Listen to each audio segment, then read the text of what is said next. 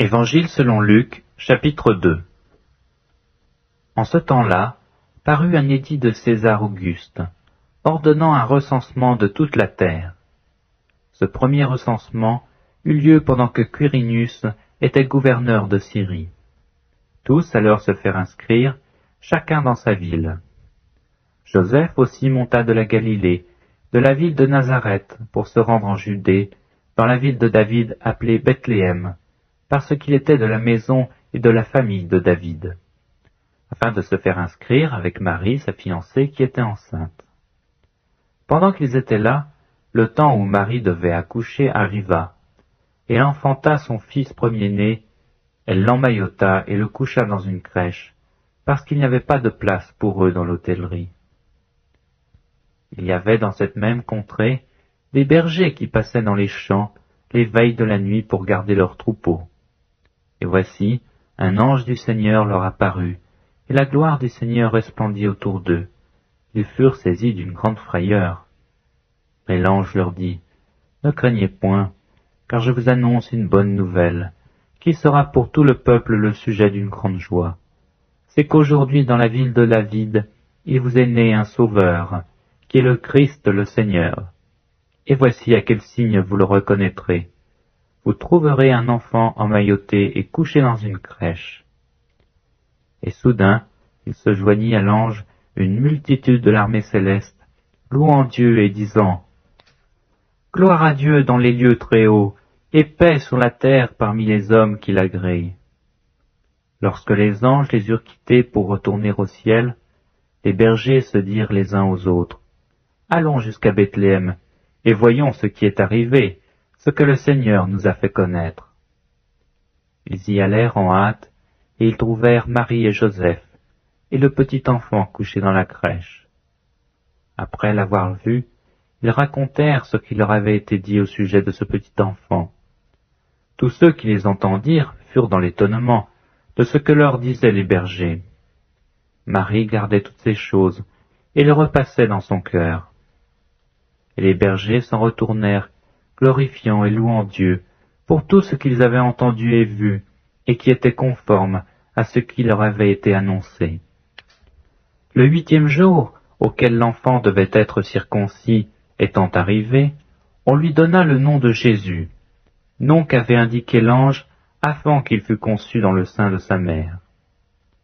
Et quand les jours de la purification furent accomplis, selon la loi de Moïse, Joseph et Marie le portèrent à Jérusalem pour le présenter au Seigneur.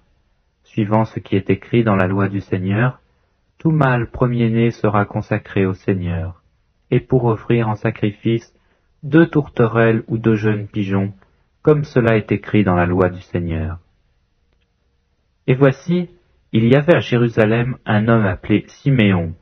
Cet homme était juste et pieux, il attendait la consolation d'Israël, et l'Esprit Saint était sur lui. Il avait été divinement averti par le Saint-Esprit qu'il ne mourrait point avant d'avoir vu le Christ du Seigneur. Il vint au temple, poussé par l'Esprit, et comme les parents apportaient le petit enfant Jésus pour accomplir à son égard ce qu'ordonnait la loi, il le reçut dans ses bras, bénit Dieu et dit, « Maintenant, Seigneur, tu laisses ton serviteur s'en aller en paix selon ta parole, car mes yeux ont vu ton salut, salut que tu as préparé devant tous les peuples, lumière pour éclairer les nations, et gloire d'Israël ton peuple. » Son père et sa mère étaient dans l'admiration des choses qu'on en disait de lui. Siméon les bénit et dit à Marie sa mère, « Voici, cet enfant est destiné à mener la chute et le relèvement de plusieurs en Israël, et à devenir un signe qui provoquera la contradiction. Et à toi-même, une épée te transpercera l'âme, afin que les pensées de beaucoup de cœurs soient dévoilées. » Il y avait aussi une prophétesse, Anne, fille de Phanuel, de la tribu d'Azer. Elle était fort avancée en âge, et elle avait vécu 7 ans avec son mari depuis sa virginité. Restée veuve et âgée de 84 ans, elle ne quittait pas le temple, et elle servait Dieu nuit et jour dans le jeûne et dans la prière. Étant survenue elle aussi à cette même heure, elle louait Dieu et elle parlait de Jésus à tous ceux qui attendaient la délivrance de Jérusalem. Lorsqu'ils eurent accompli tout ce qu'ordonnait la loi du Seigneur, Joseph et Marie retournèrent en Galilée, à Nazareth, leur ville. Or l'enfant croissait et se fortifiait. Il était rempli de sagesse et la grâce de Dieu était sur lui. Les parents de Jésus allaient chaque année à Jérusalem à la fête de la Pâque. Lorsqu'il fut âgé de 12 ans, ils y montèrent selon la coutume de la fête. Puis quand les jours furent écoulés et qu'ils s'en retournèrent, l'enfant Jésus resta à Jérusalem. Son père et sa mère ne s'en aperçurent pas. Croyant qu'il était avec leurs compagnons de voyage, ils firent une journée de chemin et le cherchèrent parmi leurs parents et leurs connaissances. Mais ne l'ayant pas trouvé, ils retournèrent à Jérusalem pour le chercher. Au bout de 3 jours, ils le trouvèrent dans le temple, assis au milieu des docteurs, les écoutant et les interrogeant. Tous ceux qui l'entendaient étaient frappés de son intelligence et de ses réponses. Quand ses parents le virent, ils furent saisis d'étonnement, et sa mère lui dit, « Mon enfant, pourquoi as-tu agi de la sorte avec nous? Voici, ton père et moi, nous te cherchions avec angoisse. » Il leur dit, « Pourquoi me cherchiez-vous? Ne saviez-vous pas qu'il faut que je m'occupe des affaires de mon père? » Mais ils ne comprirent pas ce qu'il disait.